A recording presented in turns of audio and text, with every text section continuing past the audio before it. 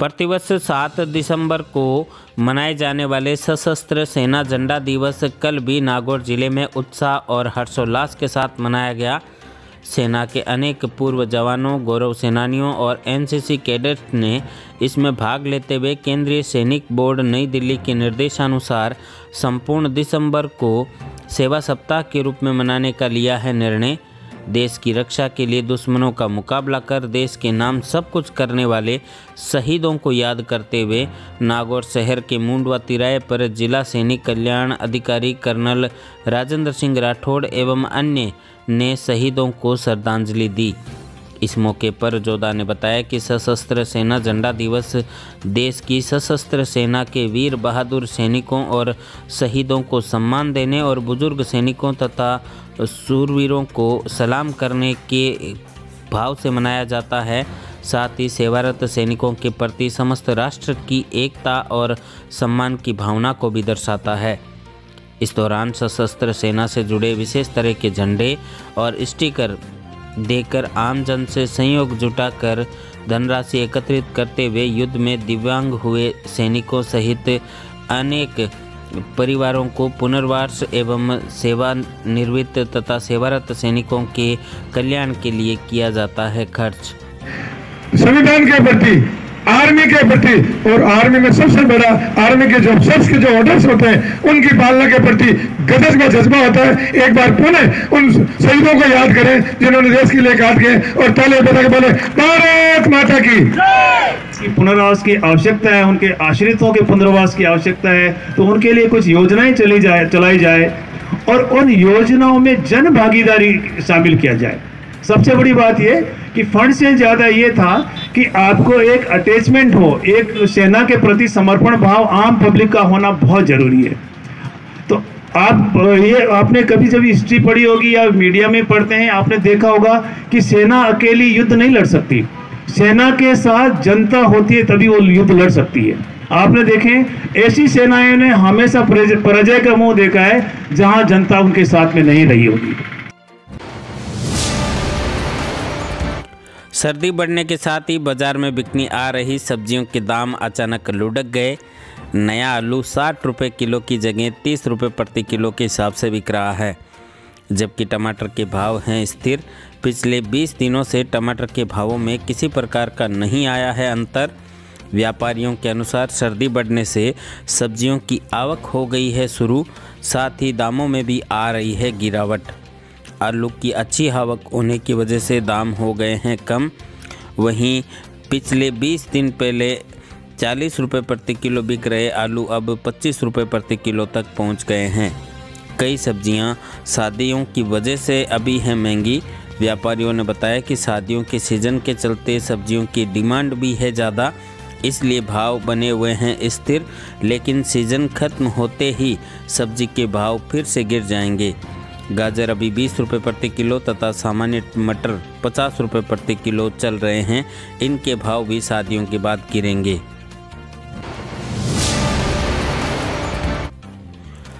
न्यायिक कर्मचारियों का प्रदर्शन कल 8वें दिन भी नागौर जिले में रहा जारी।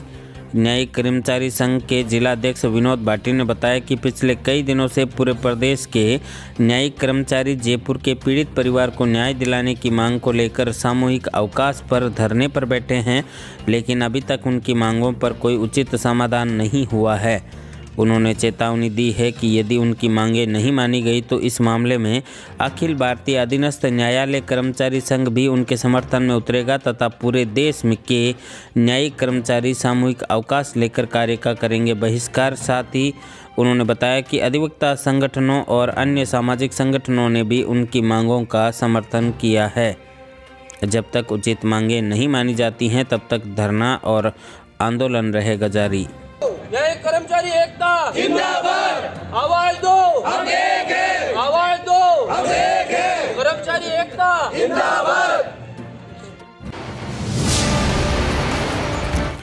श्री बालाजी पुलिस ने अवैध मादक पदार्थों की रोकथाम हेतु लगातार कार्रवाई करते हुए एक आरोपी को गिरफ्तार कर 5.60 ग्राम एमडी तथा 20,000 रुपये नगद किए बरामद।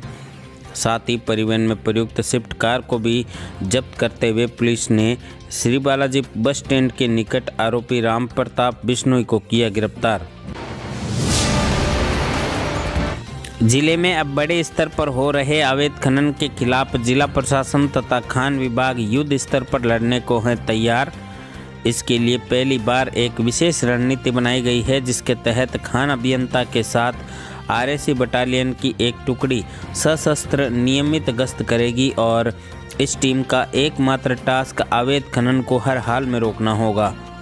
अवैध खनन पर जिले भर के थानों में औसतन 2 सालों में 36 एफआईआर हुई हैं दर्ज। इन पर कार्रवाई भी हुई है और बड़ी वसूलियां भी की गई हैं, परंतु अब युद्ध स्तर पर कार्रवाई करने को तैयार है विभाग। सूत्रों के अनुसार संवेदनशील इलाकों में खान माफियाओं का पूरा नेटवर्क सक्रिय रहता है, जो हर पल की सूचना एक ग्रुप में भेजता है। ऐसे में बच जाते हैं खनन माफिया और कई बार पकड़े जाने पर भी मिलीभगत से छूट जाते हैं। पिछले लंबे समय से नागौर शहर स्थित नया दरवाजा के क्षतिग्रस्त होने के बावजूद भी नगर परिषद प्रशासन नहीं दे रहा है ध्यान। शहर के सौंदर्यीकरण को बिगाड़ने के साथ साथ गुजरने वाले राहगीरों के लिए भी खतरे की है घंटी। कई सामाजिक संगठनों द्वारा अवगत कराए जाने नगर परिषद के अधिकारी नहीं दे रहे हैं ध्यान। कोतवाली थाना पुलिस की अप्रभावी गश्त और मॉनिटरिंग के चलते शहरी क्षेत्र में चोरियों की वारदात थमने का नहीं ले रही है नाम। हालात ये हैं कि शहर में हर दिन चोरी की वारदात हो रही है और निचले स्तर से लेकर उच्च स्तर तक के अधिकारी हाथ पर हाथ धरे बैठे नजर आ रहे हैं और चोरों के हौसले हो रहे हैं बुलंद। चोरों ने एक बार फिर बडली के एक सूने मकान को निशाना बनाते हुए करीब 2.5 लाख की नकदी एवं सोनी चांदी के जेवरातों को किया है पार। वहीं पिछले लंबे समय से हो रही चोरियों में पुलिस ने अब तक एक भी वारदात का नहीं किया है खुलासा। नागौर जिला मुख्यालय स्थित दरगाह हजरत बदरुद्दीन शाह रहमतुल्लाह अलैह किले की ढाल में मंगलवार को अकीदत और एहतराम के साथ मनाया गया उर्स।